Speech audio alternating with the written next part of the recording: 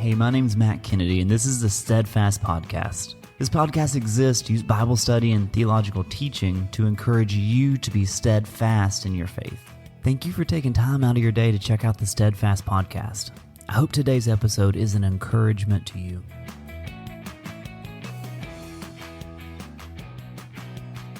Last week, we talked about Jesus observing the Passover with his disciples. In doing so, Jesus established the Lord's Supper, also called communion, which is something we still celebrate today. They're in the upper room together. There are some interesting things that will be said in this upper room, which will later be called the Upper Room Discourse. Basically, it's the talks Jesus had with his disciples before they go to the Mount of Olives, which is where Jesus will be arrested. We are reading part of their last night as they hang out together as a group. So when we think of the Upper Room Discourse, we must recognize them as incredibly important conversations. Things that Jesus wanted to make sure his guys knew before he was arrested. Jesus knew exactly what was just around the corner, even if his guys had no clue.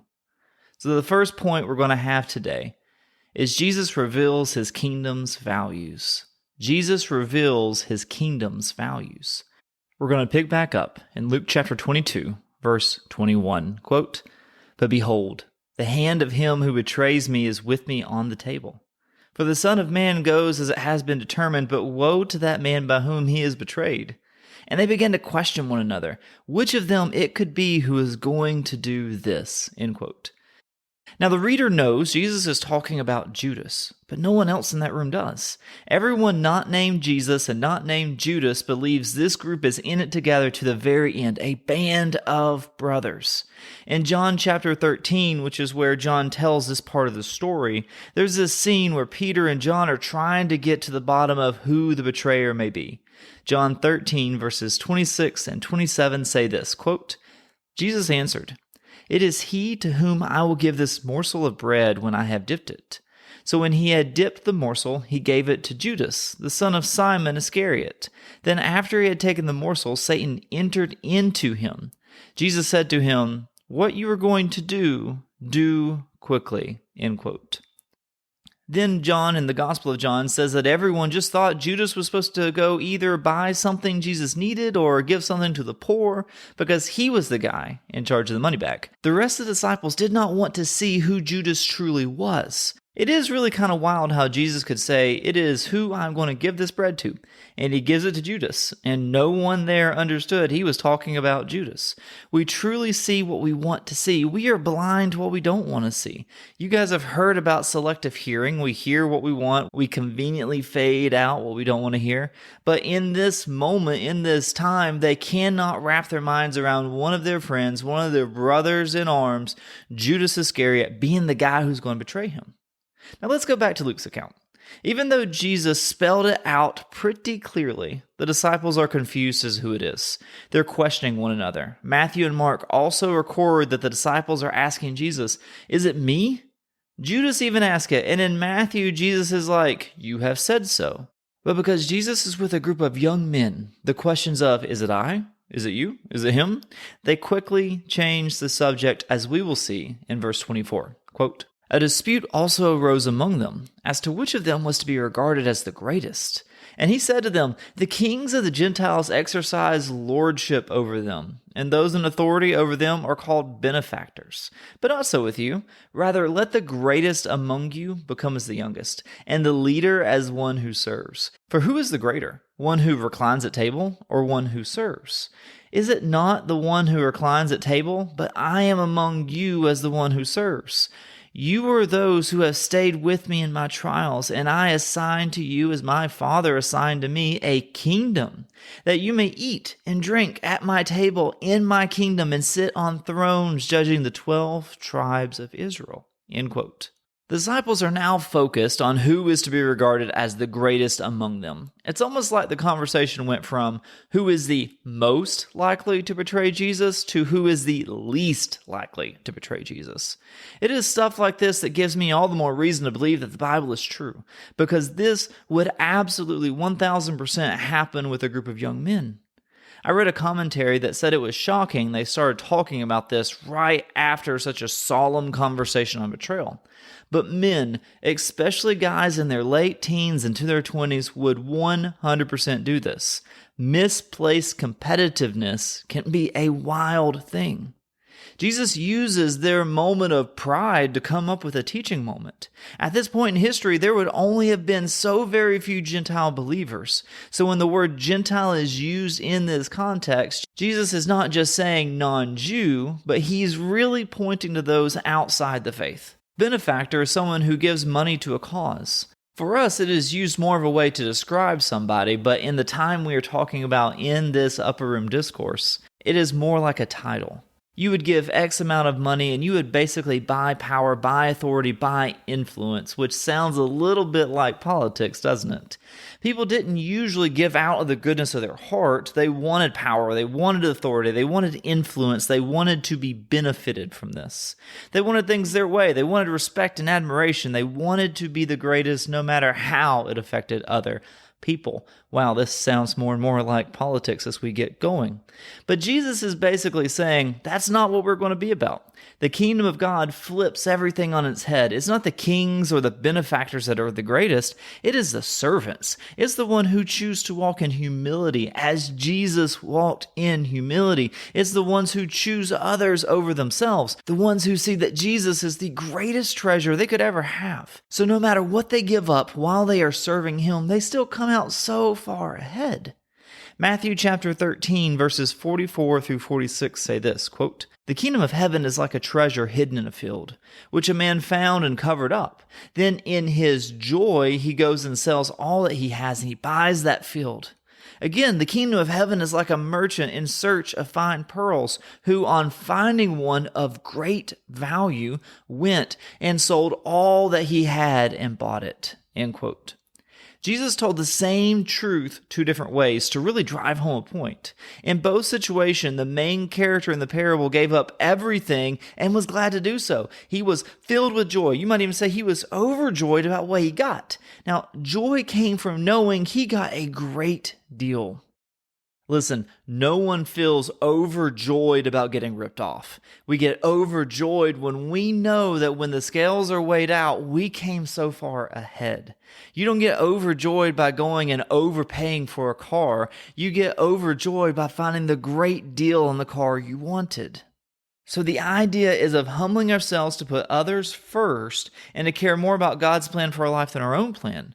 The disciples had given up everything to follow Jesus, and they're going to give up even more. They have no idea how much is coming for them, but they are going to give up even more. They're going to give up their own lives to follow Jesus in the coming years and in the coming decades.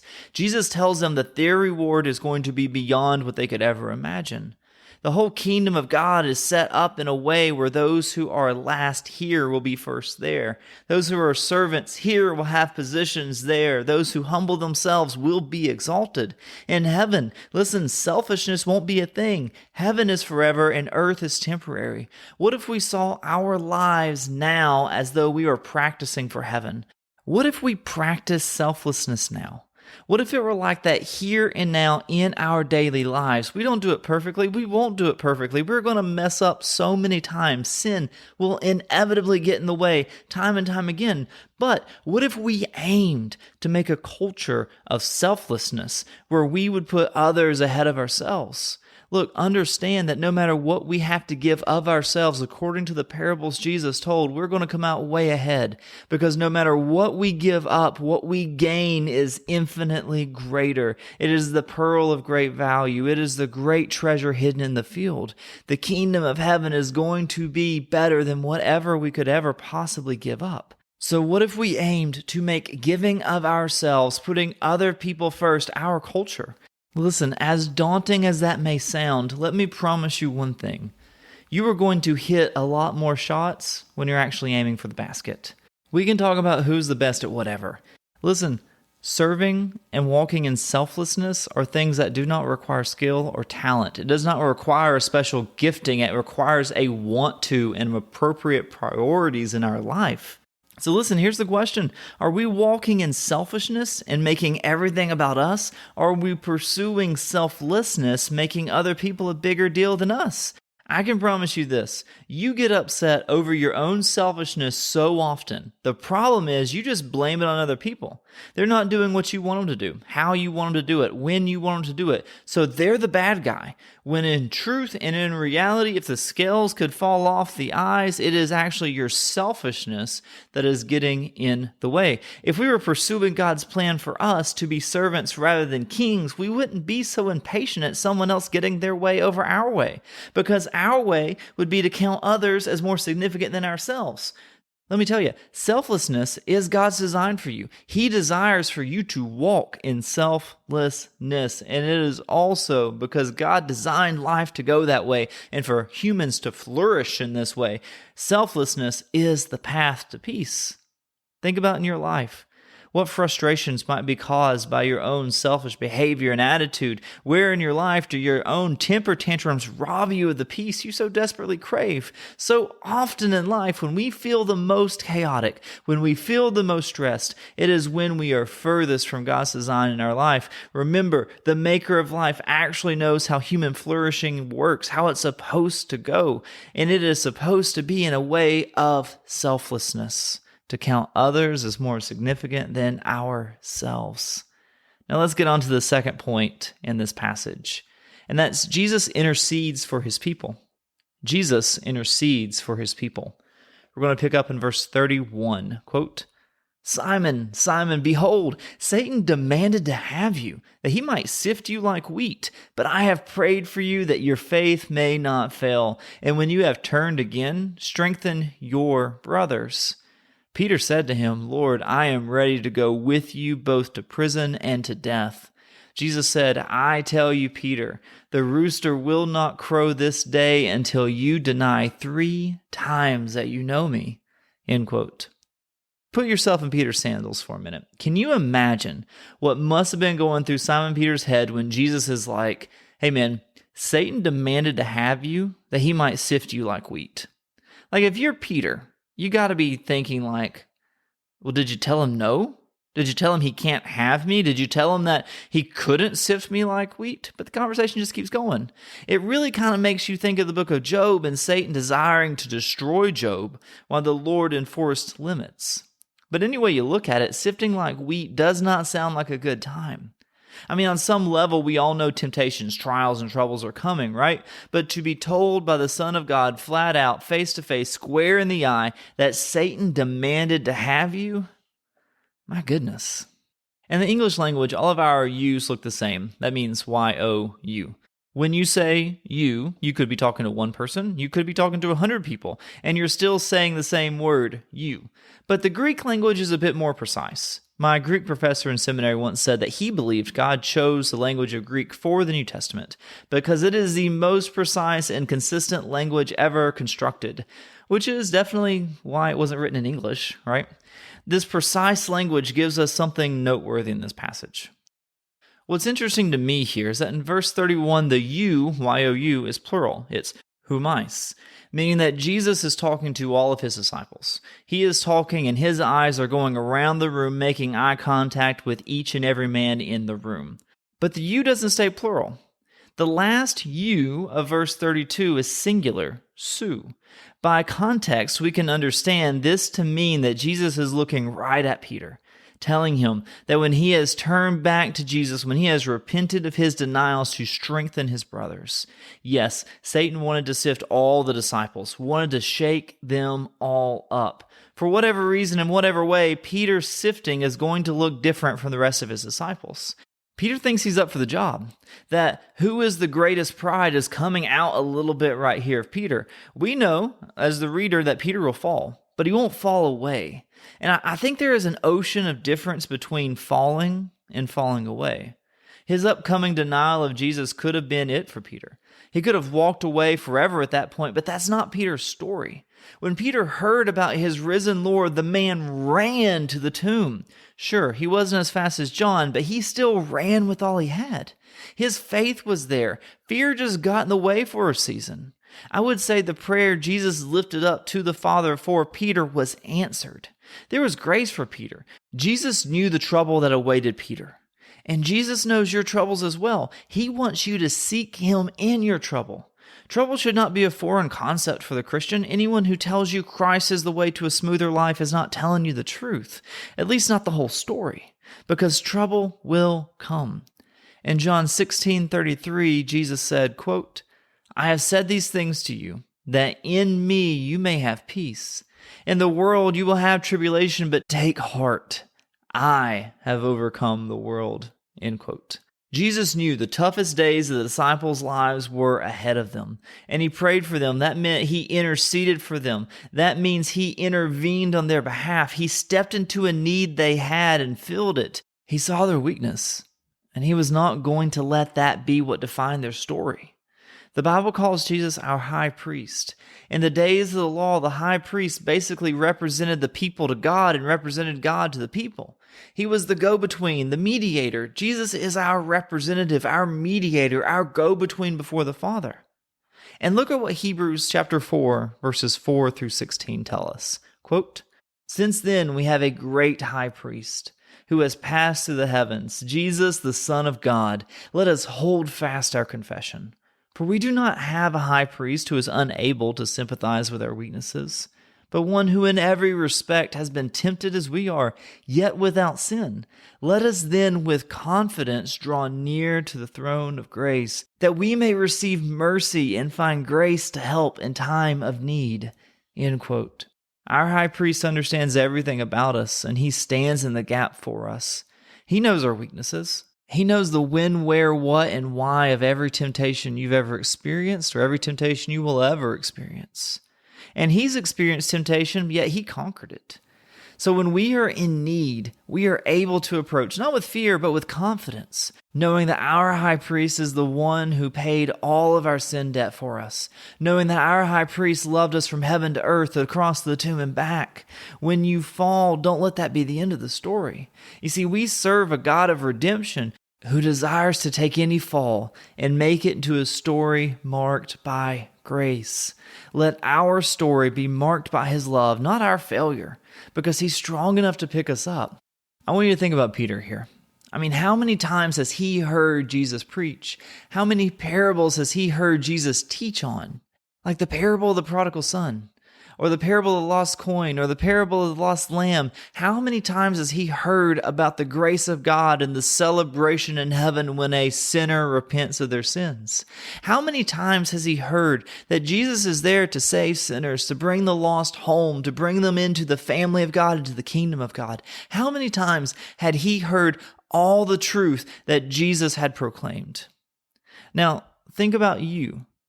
How many sermons have you heard? How many podcasts have you listened to? How many Christian books have you read? How many conversations have you been in on when people have talked about the grace and the love of God? But what we can do so often is we can take that knowledge and we can keep it from getting down to our heart. Oh, that applies to people out there, while on the inside we can beat ourselves up so much, or we can make our own life marred by the law. And what I mean by that is let us be defined by what we've done good and what we've done bad. How many times have we forgotten to apply the gospel of God to our own lives?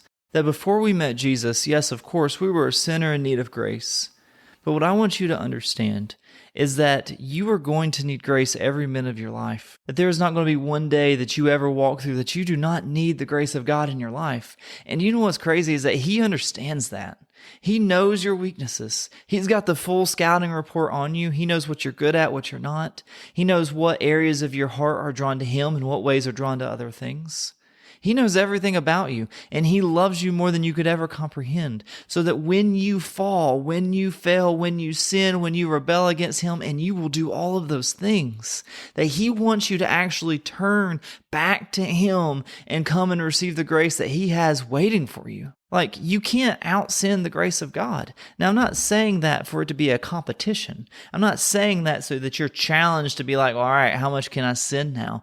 But I'm telling you that as you are pursuing Jesus, as you are chasing after Him, and you get more things wrong than you get right, that His grace can be there to pick you up every single time, just like it did for Peter. Because failure is not what defines your story. Christ is. And the good news is that Christ is the same yesterday, today, and forever. So what defines you is the same yesterday, the same today, and the same forever. Your failures don't win. Christ wins. Always.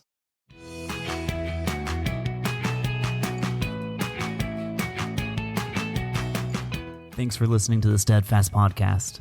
I want to remind you that in 1 Corinthians chapter 15, verse 58, Paul wrote this, quote, "Therefore, my beloved brothers, be steadfast, immovable, always abounding in the work of the Lord, knowing that in the Lord your labor is not in vain." End quote.